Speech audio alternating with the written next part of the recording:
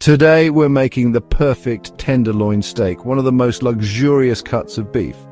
Tender, juicy, and full of flavor, this steak is sure to impress. Let's get started.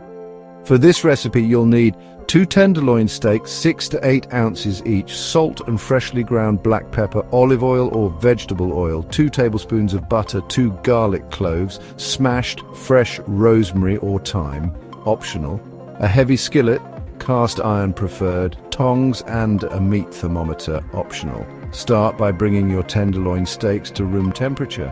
This helps them cook evenly. Let them sit out for about 30 minutes before cooking.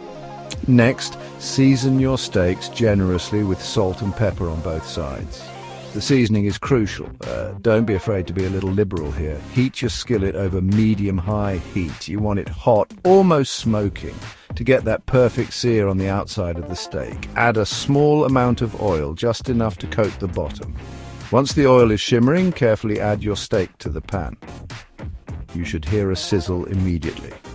That's the sound of a perfect sear starting.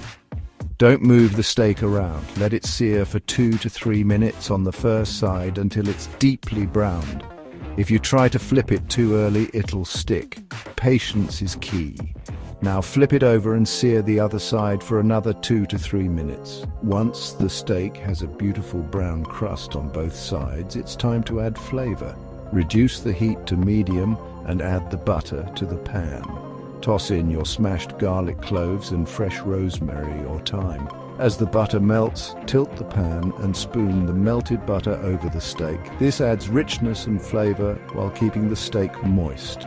For medium rare, cook the steak for 4 to 5 minutes on each side, or until it reaches an internal temperature of about 130 degrees Fahrenheit.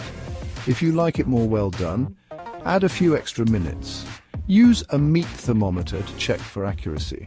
Once your steak is done, transfer it to a cutting board and let it rest for 5 to 10 minutes. Resting helps the juices redistribute, making the steak even more tender and juicy.